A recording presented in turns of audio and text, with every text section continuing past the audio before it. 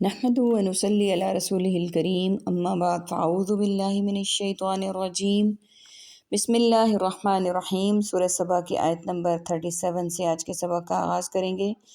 رب اشرح لی صدری ویسر لی امری واحلل عقدۃ من لسانی یفقهوا قولی رب زدنی علما رب زدنی علما رب زدنی علما اللہم فقہنا فی الدین اللہم فقہنا فی الدین اللہم فقہنا فی الدین۔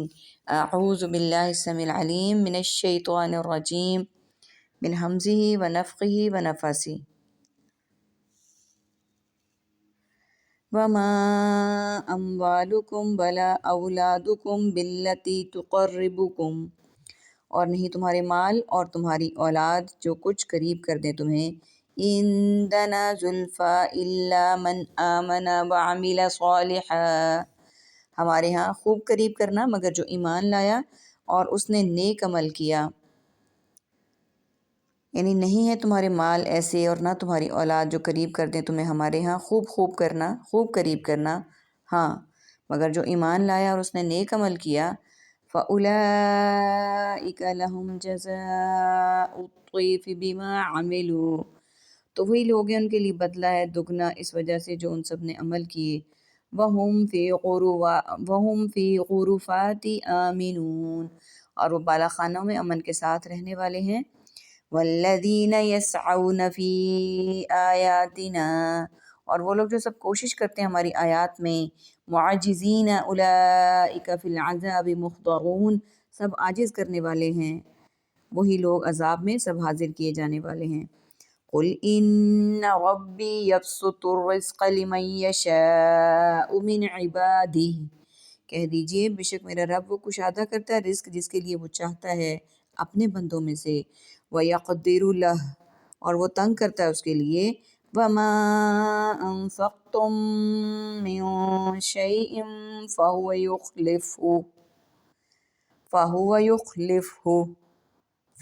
يُخْلِفُهُ، اور جو تم خرچ کرتے ہو کسی چیز سے تو وہ عوض دیتا ہے اس کا۔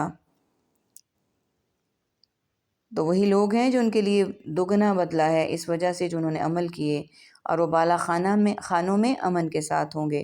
آیت نمبر 37 کو دیکھ لیتے ہیں۔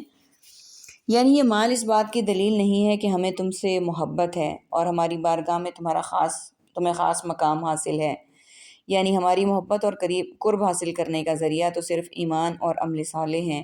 جس طرح حدیث میں فرمایا اللہ تعالیٰ تمہاری شکلیں اور تمہارے مال نہیں دیکھتا، وہ تو تمہارے دلوں اور عملوں کو دیکھتا ہے۔ صحیح بخاری کی حدیث نمبر 34 آپ کے سامنے پیش کی گئی۔ بلکہ کئی گنا ایک نیکی کا اجر کم از کم 10 گنا، مزید 700 گنا، بلکہ اس سے زیادہ تک۔ آیت نمبر 38۔ اور وہ لوگ جو کوشش کرتے ہیں ہماری آیتوں میں، ہماری آیات کے جھٹلانے میں، ہمیں عاجز کرنے کی، وہی لوگ عذاب میں حاضر کیے جانے والے ہیں۔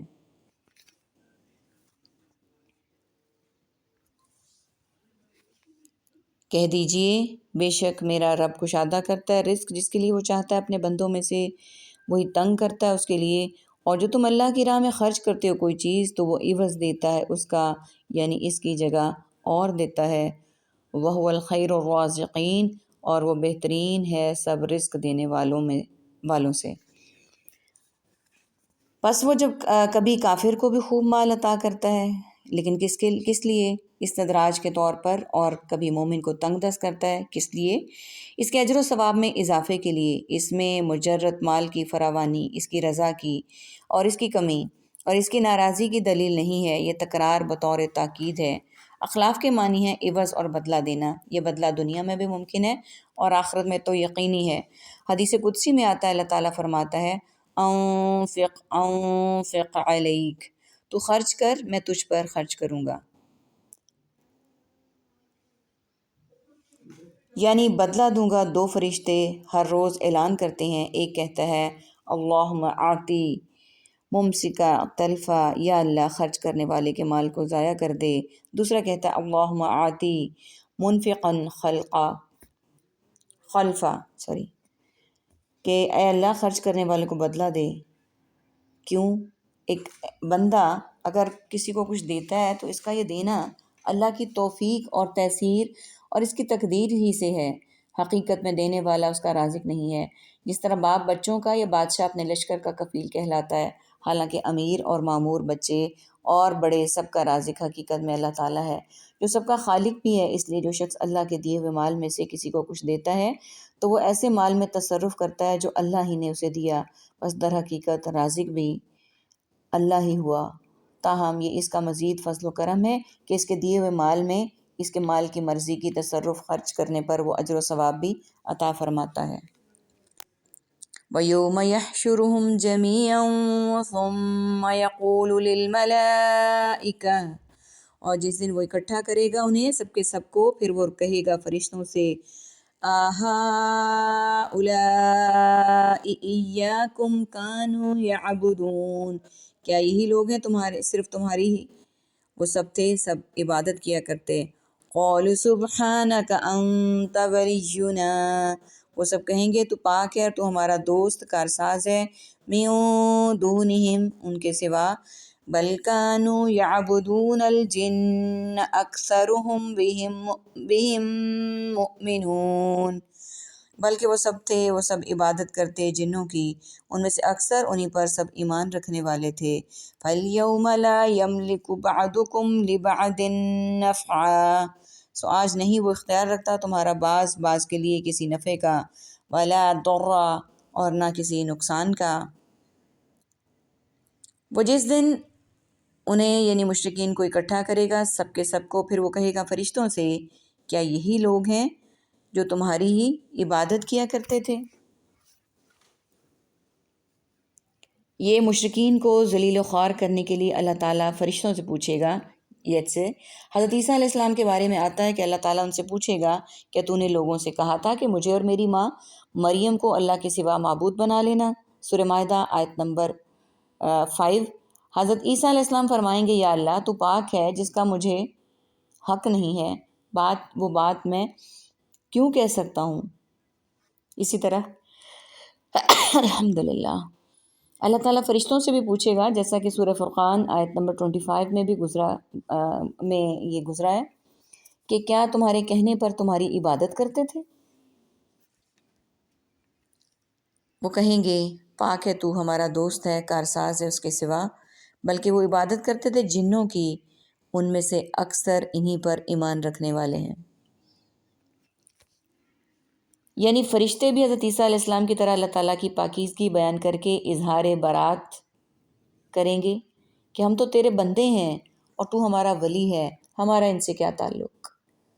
الجن سے مراد شیاطین ہے، یعنی یہ اصل میں شیطانوں کے پجاری ہیں، کیونکہ وہی ان کو بتوں کی عبادت پر لگاتے اور انہیں گمراہ کرتے ہیں، جس طرح دوسرے مقام پر فرمایا، إِن يَدْعُونَ مِن دُونِهِ إِلَّا إِنَاثًا وَإِن يَدْعُونَ إِلَّا شَيْطَانًا مَرِيدًا، یہ اللہ کو چھوڑ کر صرف عورتوں کو اور سرکش شیطانوں کو پکارتے ہیں۔ سو آج نہیں اختیار رکھتا تمہارا بعض دوسرے بعض کے لیے کسی نفع کا اور نہ ہی نقصان کا۔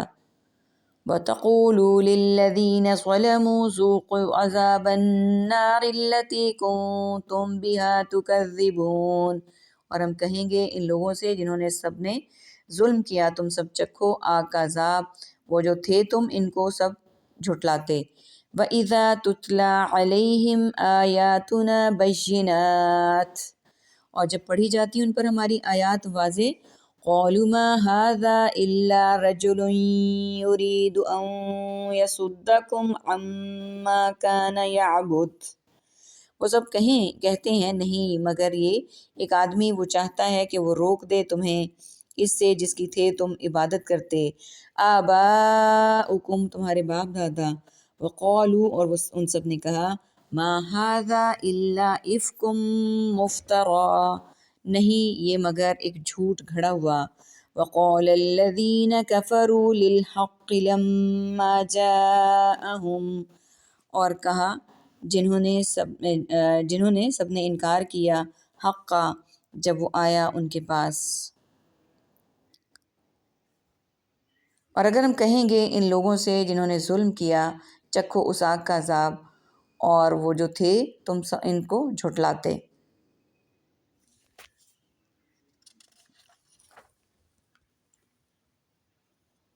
یعنی دنیا میں تم یہ سمجھ کر ان کی عبادت کرتے تھے کہ تمہیں فائدہ پہنچائیں گے، تمہاری سفارش کریں گے اور اللہ کے عذاب سے تمہیں نجات دلائیں گے، جیسے آج بھی پیر پرستوں اور قبر پرستوں کا حال ہے۔ لیکن آج دیکھ لو کہ یہ لوگ کسی بات پر قادر نہیں ہیں۔ ظالموں سے مراد غیر اللہ کے پجاری ہیں، کیونکہ شرک ظلم عظیم ہے اور مشرکین سب سے بڑے ظالم۔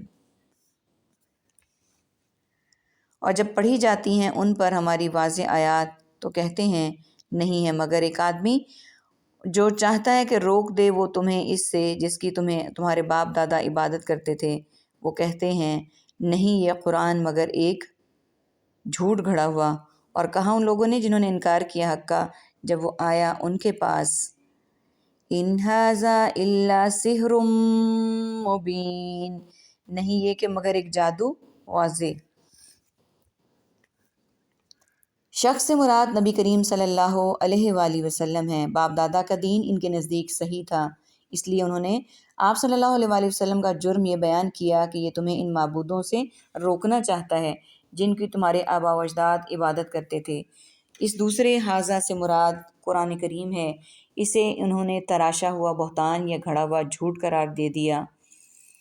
قرآن کو پہلے گھڑا ہوا جھوٹ کہا اور یہاں کھلا جادو۔ پہلے کا تعلق قرآن کے مفہوم و مطالب سے ہے اور دوسرے کا تعلق قرآن کے معجزانہ نظم و اسلوب اور اعجاز و بلاغت سے۔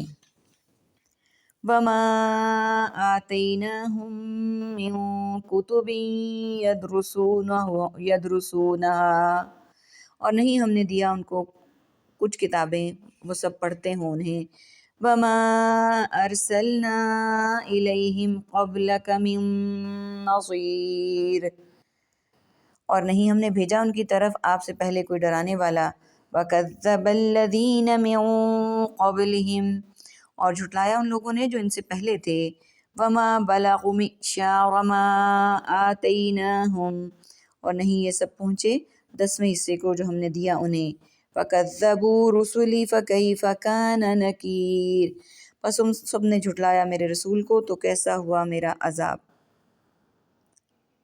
اور نہیں ہم نے دیں ان عربوں کو کچھ کتابیں کہ وہ پڑھتے ہوں انہیں، اور نہیں ہم نے بھیجا ان کی طرف آپ سے پہلے کوئی ڈرانے والا، اس لیے کہ وہ آرزو کرتے تھے کہ ان کے پاس بھی کوئی پیغمبر آئے اور کوئی صحیفہ آسمانی نازل ہو، لیکن جب یہ چیزیں آئیں تو انکار کر دیا۔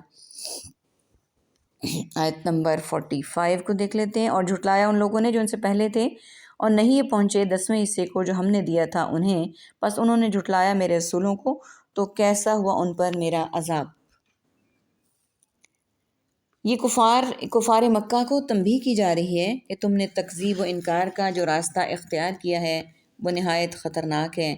تم سے پچھلی امتیں بھی اس راستے پر چل کر تباہ و برباد ہو چکی ہیں، حالانکہ یہ امتیں مال و دولت، قوت و طاقت اور عمروں کے لحاظ سے تم سے بڑھ کر تھیں، تو تم ان کے 10ویں حصے کو بھی نہیں پہنچتے، لیکن اس کے باوجود وہ اللہ کے عذاب سے نہیں بچ سکیں۔ اس مضمون کو سورہ احقاف آیت نمبر 46 میں بھی بیان کیا گیا ہے۔ اللہ تعالیٰ سے دعا ہے کہ آخری آیت میں جو ہم نے پڑھا کہ ایسے لوگ جو ہیں جھٹلایا ان لوگوں نے جو پہلے تھے، وہ نہیں پہنچے 10ویں حصے کو بھی جو انہوں نے دیا عذاب، اور رسولوں کو جھٹلانے والے۔ اللہ تعالیٰ سے دعا ہے اللہ تعالیٰ ہمیں ایسے لوگوں میں شامل ہونے سے بچائے، عملاً، عقلاً، علماً، ہر لحاظ سے۔ آمین یا رب العالمین۔ وآخر دعوانا ان الحمد للہ رب العالمین۔ سبحانک اللہم وبحمدک، نشہد ان لا الہ الا انت، نستغفرک ونتوب الیک۔ السلام علیکم ورحمۃ اللہ وبرکاتہ۔